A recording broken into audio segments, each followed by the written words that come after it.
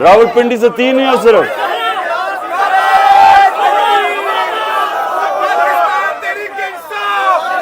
ایک منٹ. اچھا سر, آرام سے, 1 منٹ, آرام سے بیٹھ جائے. اب میں کس کا نام نہیں لیا, 1 منٹ خاموشی. ایک لکی مروت, لکی مروت سے کتنے ہو؟ اچھا, گجرات سے ہو؟ 3 2. اچھا 5. گجرات سے, باولپور. اچھا باولپور سے, مظفر گڑھ سے. مظفر گڑھ سے کتنے ہو؟ یہ مظفر گڑھ, وہ پیچھے. اچھا اوکے. اچھا بیٹھ جاؤ بیٹھ جاؤ بیٹھ جاؤ, خاموشی. 5 منٹ. کدھر؟ خوشاب. اچھا خوشاب سے, ماشاءاللہ سارے پاکستان سے آئے ہو. اسلام آباد. اچھا وزیر آباد, وزیر آباد, وزیر آباد. بیٹھ جاؤ مہربان.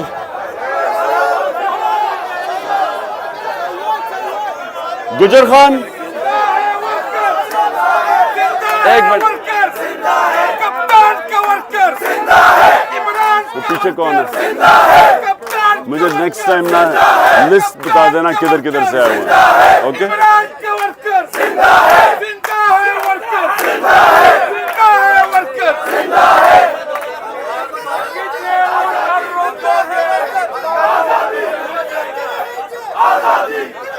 اب تو سنیں, یہ کیا ہے؟ کیا ہے؟ کیا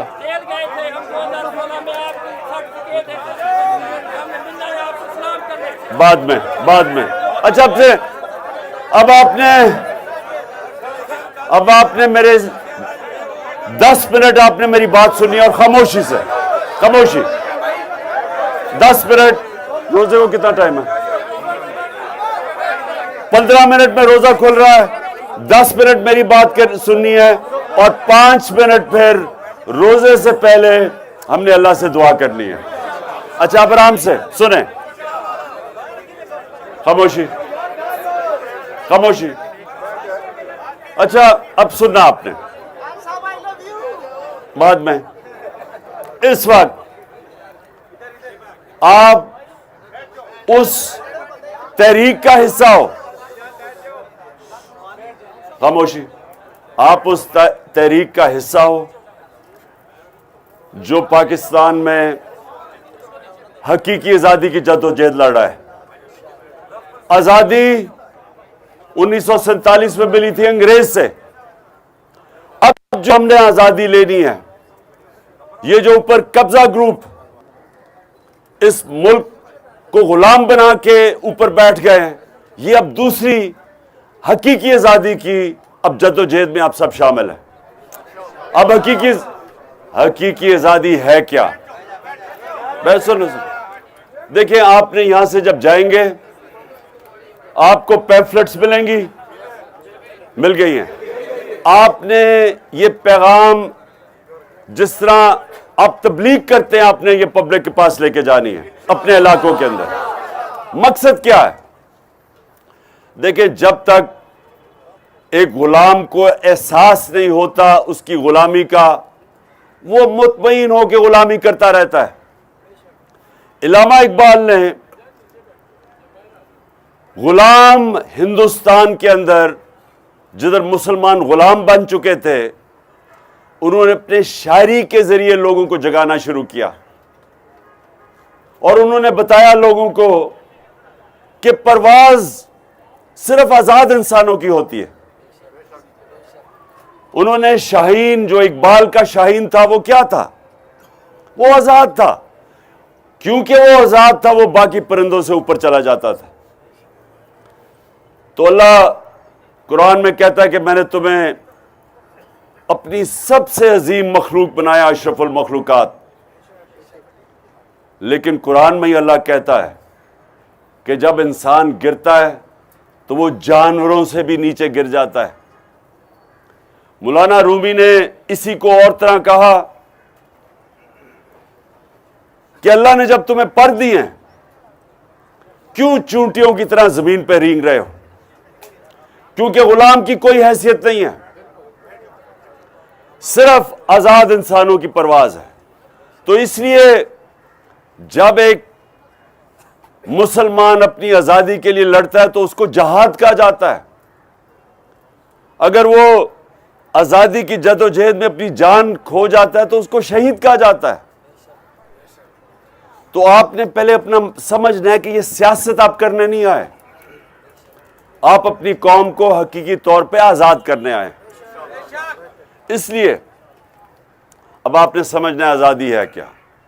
آزادی آتی ہے انصاف سے۔ نبی صلی اللہ علیہ وسلم نے مدینہ میں عدل اور انصاف دے کے انسانوں کو آزاد کیا تھا۔ اگر آپ کو انصاف ملتا ہے تو جو آپ پنجاب میں خاص طور پہ لیکن سارے پاکستان میں بھی، یہ تھانہ کچہری پٹواری کیا چیز ہے؟ یہ لوگوں کو غلام بننے کی ایک طریقہ ہے۔ یورپ میں کیوں نہیں تھانہ کچہری پٹواری کا ایشو؟ کیونکہ وہ انصاف ہے۔ یورپ میں کیوں نہیں قبضہ گروپ؟ امریکہ میں کیوں نہیں؟ کیونکہ قبضہ گروپ کمزور کی زمین پہ قبضہ کرتا ہے۔ جب انصاف ہوتا ہے تو انصاف جب معاشرے میں ہوتا ہے، کمزور کو طاقتور سے قانون حفاظت کرتا ہے اس کی۔ اس لیے وہاں کوئی کسی بیوہ کی زمین پہ قبضہ نہیں کر سکتا کیونکہ وہاں انصاف ہے۔ اس لیے نبی صلی اللہ علیہ وسلم نے مدینہ میں سب سے پہلے انصاف قائم کیا تھا، لوگوں کو آزاد کیا تھا، محروم طبقے کو کھڑا کر دیا تھا۔ جب ایک حضرت عمر کے دور میں ایک شہزادہ جب طواف کر رہا تھا، ایک غلام کا پیر آ گیا اس کے چوغے پہ، اس نے اس کو تھپڑ مارا، وہ حضرت عمر کے پاس چلا گیا۔ حضرت عمر نے دونوں کو بلایا، اس سے پوچھا کہ تم نے اس کو تھپڑ مارا تھا؟ اس نے کہا پیر اس کا میرے چوغے پہ آ گیا۔ غلام کو کہتے ہیں واپس اس کو مارو۔ وہ شہزادہ اسلام چھوڑ کے چلا گیا۔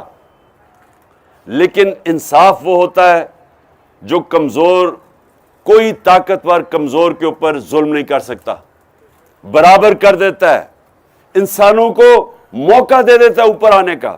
یہاں سے آپ یورپ کیوں جاتے ہیں؟ کیوں لوگ ویزے لے کے، چیزیں بیچ کے، کئی بیچارے کشتیوں میں بیٹھ کے ڈوب جاتے ہیں راستے میں یورپ پہنچنے کے لیے؟ کیوں جاتے ہیں؟ کیونکہ وہاں انصاف ہے۔ جب انصاف ملتا ہے لوگوں کو تو جو محنت کرتا ہے وہ اوپر آ جاتا ہے، وہ معاشرہ اوپر چلا جاتا ہے۔ جب انصاف نہیں ہوتا تو صرف طاقتور اوپر بیٹھا رہتا ہے، کمزور سارا دن محنت کرتا رہتا ہے، وہ اوپر نہیں آ سکتا۔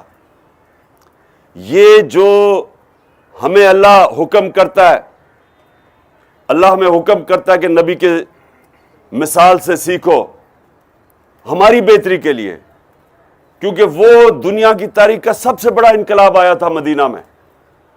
وہ جن کی حیثیت نہیں تھی انہوں نے دنیا کی امامت کی۔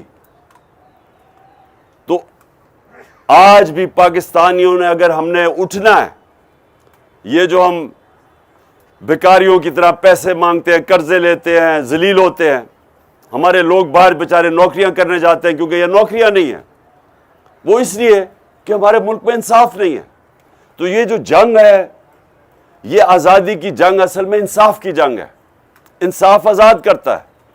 کسی بھی جس معاشرے میں انصاف ہو، بڑے بڑے ڈاکوں کو NRO نہیں مل سکتا، کہیں یورپ میں نہیں ملتا، امریکہ میں کہیں نہیں ملتا جدھر انصاف ہوتا ہے۔ صرف ان معاشروں میں جدھر ظلم کا نظام ہوتا ہے، طاقتور چوری کرے تو وہ NRO لے لے اور بیچارے چھوٹے چور جیلوں میں رہتے ہیں۔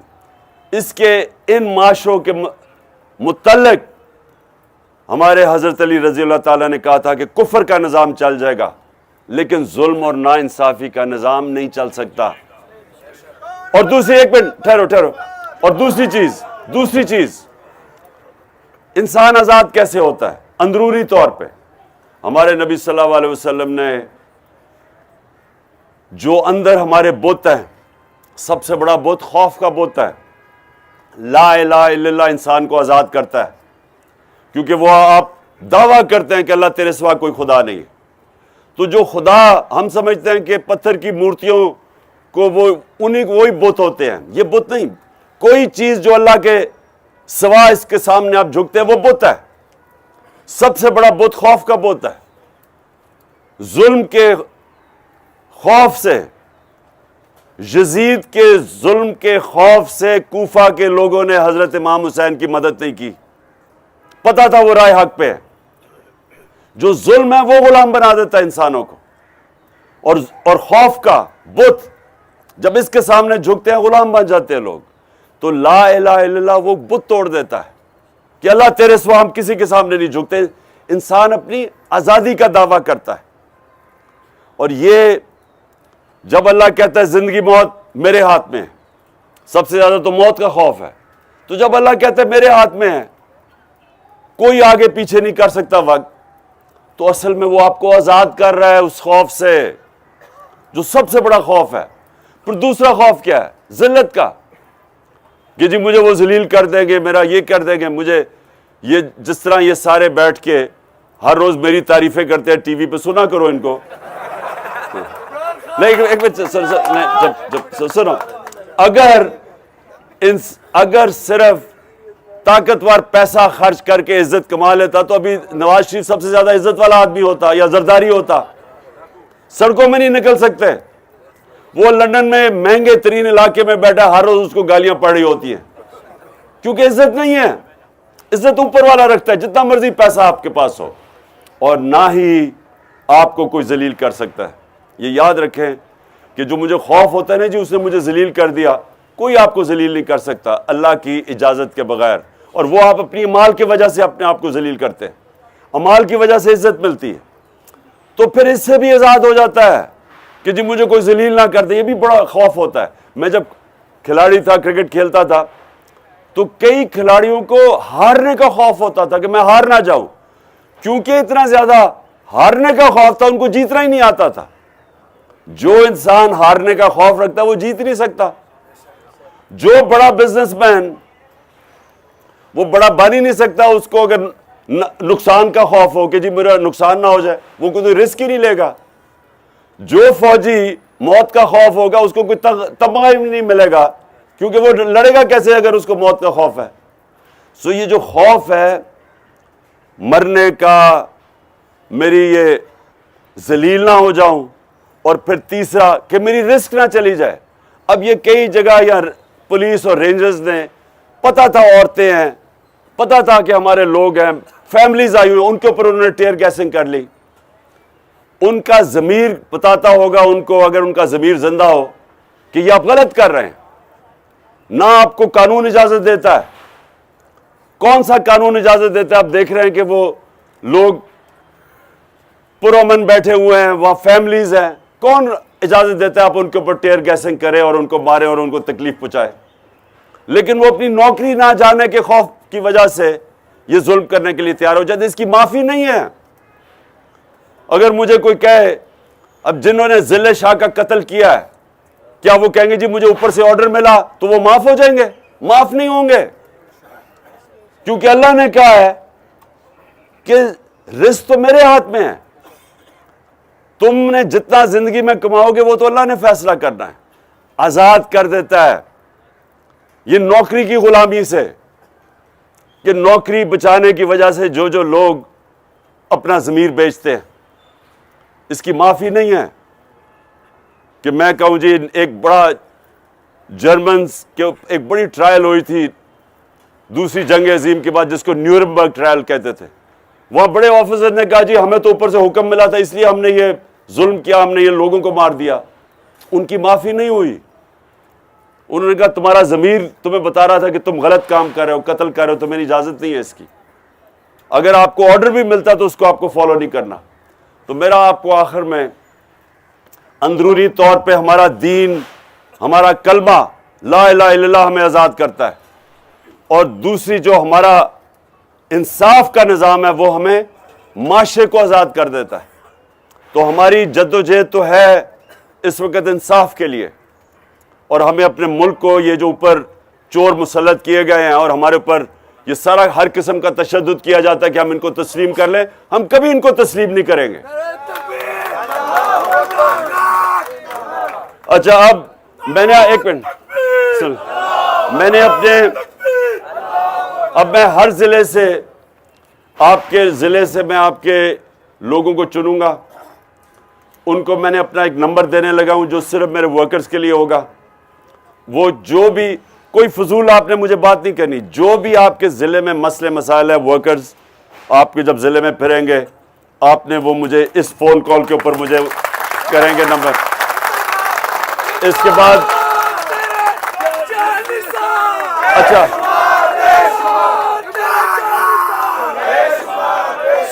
مقصد اس کا کیا سنیں آپ سب کے لیے، میں کارکنوں کے لیے اب یہ کہہ رہا ہوں، میری بات سنی آپ نے. میں نے آپ کو یہ نمبر دوں گا، اس نمبر کے اوپر ہر ضلع پہ میں کارکنوں کو دوں گا، وہ تاکہ مجھے وہاں اس ضلع کی چیزیں بتا سکیں، کیا مسئلے مسائل ہیں، کیا ہیں، ٹکٹ کس کو ملنا چاہیے. کسی کو بتانا نہ، چپ کر کے اپنی طرف سے بتانا کس کو ملنا چاہیے. اور